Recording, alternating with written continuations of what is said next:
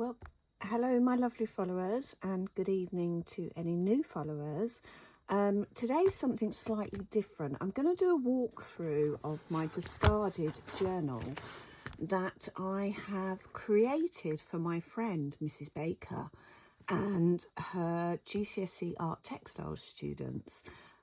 So hopefully some of the students are watching this, and I hope you're enjoying this unit. I had loved making this ideas book. So it's a bit like a mind map, it's a bit like a junk journal. It's just my initial thoughts and processes on what the word discarded means to me. And I'm just going to take you through the journal. So the first thing I had to do was to actually make the journal, and it was made out of artboard covered with fabric and gaffer tape together. The students, I think, have been given some photos and a PowerPoint of that, but I will do a walkthrough another time of making a journal. So opening it up, first thing I did was a quick Google search of all the different dictionary, synonyms. So I went through a thesaurus and looked for all the different words that mean discarded, and they are just popped in a range of pockets. This is just made out of an old envelope, and I did do a bit of a mind map just on the back of an old envelope. So I've got my discarded in the middle, and then some of these words, and then just brainstorming kind of what those words might mean and where I might take this. So as I said, this is going to be a GCSE, not an exam piece, but an art project for the GCSE students for art textiles. So there is fabric, and I have tried to use some textile elements throughout. So the first page is just a definition, and then I've got some photos of making the book, and I made this little waterfall that I'm going to write up the stages of making the actual book, making my journal. And I've just masterboarded the back, and a masterboard is just taking scraps of papers, fabrics, all of a specific theme. I chose to do my discarded journal predominantly in black and white and grey. It just came to me and I just kind of went with it. So I've used lots of book pages, wrapping paper, music paper, and created the masterboard, which I've then printed the photos on to go, and I will number them and do the description. So deserted, was that my first page? Yes. The actual pages are made out of old wallpaper. So I just went to B&Q and grabbed a whole load of black and grey and white and kind of, yeah, black and white wallpaper samples, which I've then cut to size, and each page is 2 samples glued together just using PVA. So deserted, and this is places, buildings and people. This was a stencil that I've done on some it's like a binding fabric with just texture paste that I've made up out of baby powder, PVA and a little bit of water, and you just keep mixing it up until you get a nice gooey texture, and then you can just use it to make your stencils. Got a little mini journal here made out of book pages. Got the tag. So this wall is scraps of fabric cut to size, and then I've just used my sewing machine and I've just I sewed the lines in first, and then I went over some of the lines and I did the bricks. And then destroyed, we had a lovely trip to Whitby Abbey and just looking at the destruction. And then these are just some Google images of neglected places around the world, and how buildings particularly can get so neglected and so overrun by nature, and we come to that later. Each of my pages have got like a little book tab in the corner with just the prompt, so if I wanted to specifically go to one quickly I can do. Broken came next. This was a page in a response to my journey to crafting and arting. I don't want to go into too much detail because this is for students, but this was me. I was broken. And to create the shattered, I just used tracing paper and a silver marker pen, and I've just traced over a broken glass image. And so shattered and broken kind of go together. This was slow stitched. It's just a running stitch, continuous line to create a profile. Poem I found, which I've added to just some fabric glued down. The idea was to do that onto that, but this fabric was too thick. That's the template I used to do the sewing. Next we have extermination, and I wanted to show the horrific extermination of so many innocent people during the World War II, and I think the page very much speaks for itself. I didn't want to, I just wanted it to be, and this is an image transfer on fabric. So I printed an image. So this image of this lady showing her tattoo, and I popped the image down onto some fabric, glued it down with some Mod Podge, completely left it to dry, and then just using water took away the paper. It has come out green because of my printer. When you get the ink wet, it turns it green. And then in there we've got a lovely poem. Well, it's not a lovely poem, but it's a poignant poem. I've used fabric that I've just stuck down onto some paper, and then I've made these stars just by drawing the Star of David and used some stamps. Then we have, so leading on for extermination, we have the thrown away. And I know there has recently been a binman strike, but I don't follow the news. And so I found this image from the binman strike in 1979. I am sadly old enough to have remembered this. And just using fine line, I went over, so I printed it black and white, and I slightly reduced the transparency so it wasn't so in your face. And then using a black fine liner, I've gone round the edge of the rubbish to create that pop effect. This is a rubbish bag drawn, so it's an observational drawing drawn in black biro. And the background is just tissue paper over the top of a textured wallpaper. So I just tissue papered over the top and then put lots of PVA glue over. So it's kind of given that black bag effect, but it is actually tissue paper. I developed this page a little bit further, and I did some more observational drawing. This is just fine liner. This is biro, which you spray with hairspray over the biro, and it just splodges it a bit and creates that lovely effect. And then a pencil drawing, and then I created a 3D collage of rubbish that I had around my house. So I've got the top of a tin can, some medication, some straws, that was a coffee cup, and I've just glued them all down to this board, and they've been coated with a mix of PVA and white, I think it's white acrylic, it's actually gesso, however you say it. And I just kept layering it up, blow drying it, layering it up. This is just some grit. And then on the very last layer, I just sprinkled some salt, which kind of gives it that rough texture. And actually it comes out really well. And the photograph of it is also, it's like the shadows on it is amazing. I love that. Then I thought, right, I need to include some artists. When we actually do the project in September, I am really looking forward to doing it in real time along with the students.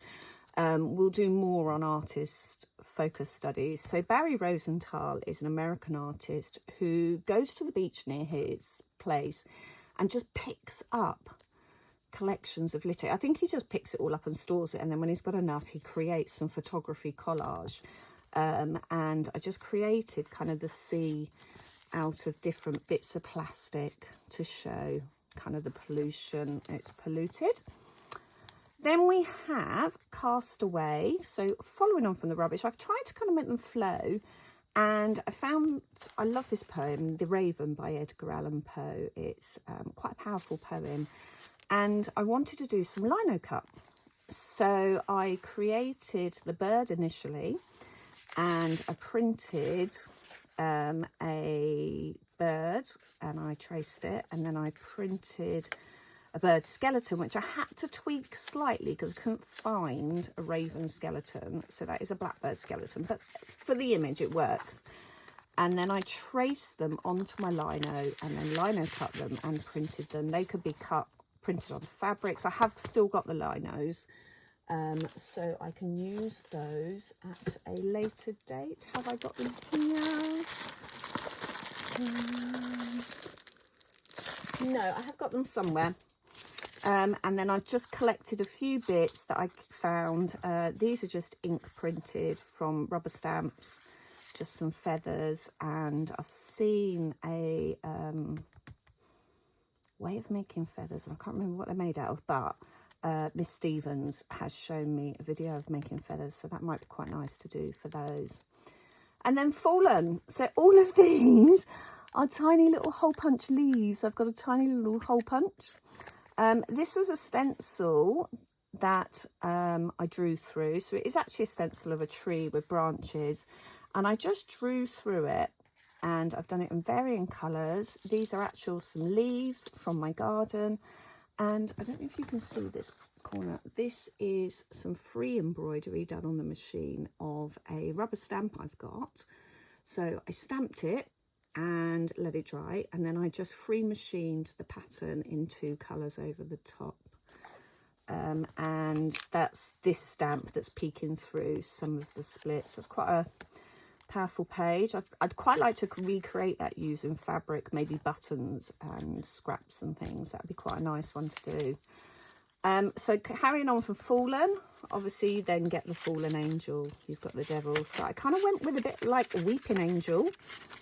And so I've got the weeping angels at the edge, and I've got disgraced because the devil is the fallen angel.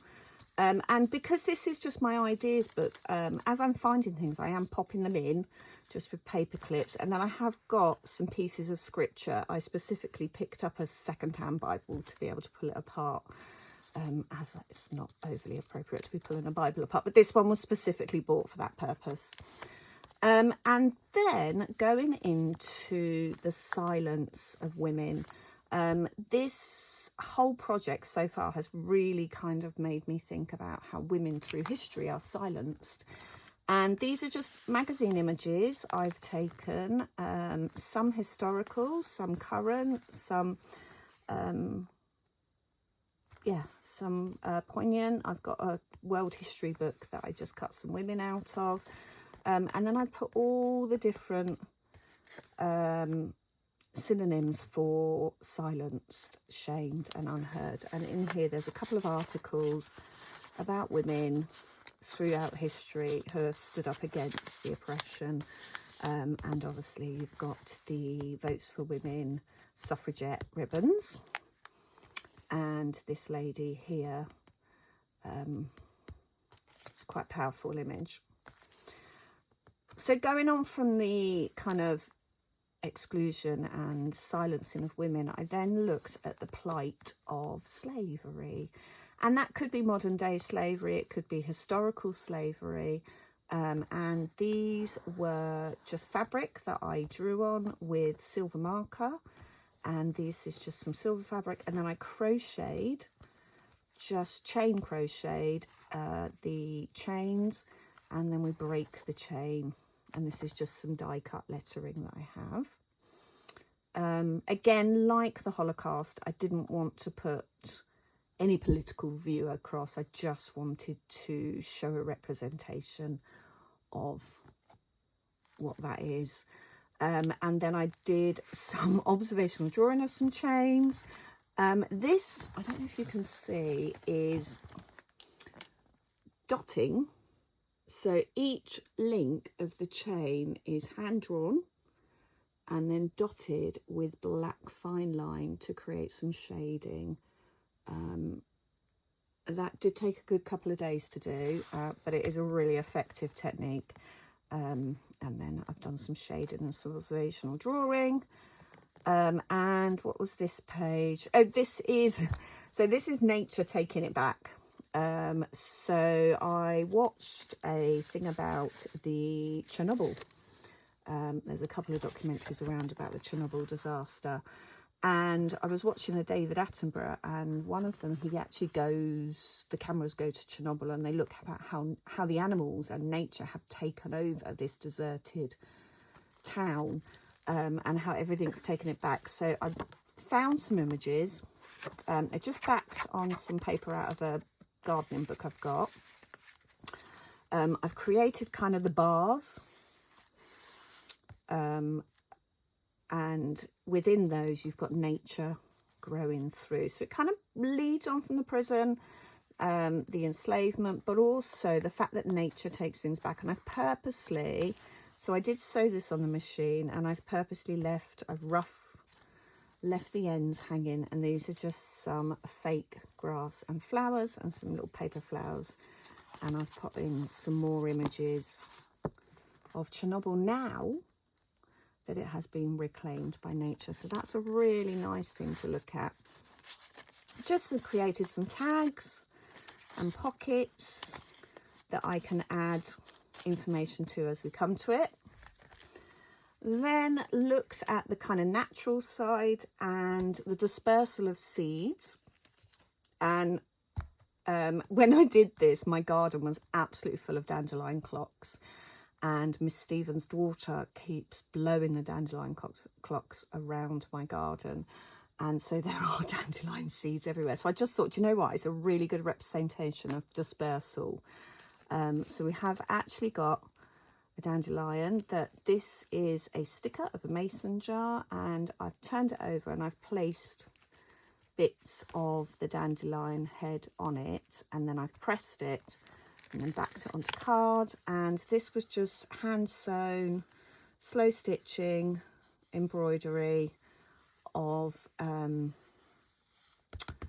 dandelion flowers, and then the dandelion seeds are just glued down beads. If I was to do this again, I would sew them on because they do come off. And then I thought, well, seeds, let's look at a seed artist. So I found some information about Sophie Munns. She is, I think, I do have it, she's an Australian artist, and she runs something called seed.art.lab, and if you Google it, you can find loads of stuff out about her. So I wanted to create some print. So this is just string glued onto a board that's created a print mimicking hers. This is just a little book of lots of her own work, and also some fabric.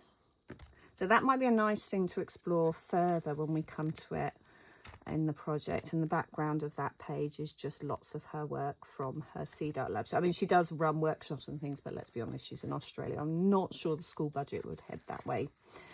And then I've got some pages I haven't finished yet. So I was going to look at nature through rusty items, a bit more kind of the Chernobyl thing. I remember when I did my GCSE art, no, A-level art, way back in the donkey days. And our project that we had to do was nature through, I think it might have even been something along the line of DiScArDeD, but I remember going out into the woods and taking photos of nature growing through rusty cars and bikes and things. So I'd like to do something of that. Then go into those spooky attics and the abandoned lofts and toys and all of that. So this is a spider's web made out of a glue gun that I just glue gunned onto an acetate sheet, and then once it's dried I have peeled it off. It wasn't the easiest. And then just moving that through to forgotten toys, lost treasures. So that could be jewellery, that could be pirate treasure maps, it could be anything really. And then looking at abandoned shopping lists, tickets, newspapers, ephemera. So that's kind of the junk journaling, and I do, if you've watched any of my other videos, I do junk journaling. And then looking at decayed food and food waste and decay. And then actually the way we waste time. We do discard time. I'm a great time waster. I've had to just kind of curb my scrolling. And then I've got some pages that we can add in. I might even put a few ideas for final projects in. And then at the back, just some envelopes that I've just popped things in that I can keep things in. So I hope you enjoyed that, and I hope that's inspired you a little. I have already heard wonderful things about how inspired the students are. And as I said, I really look forward to working on this with you in real time, and I will try and upload some videos of the DiScArDeD project as we do it. Yeah, lovely introducing you to my journal. Thank you.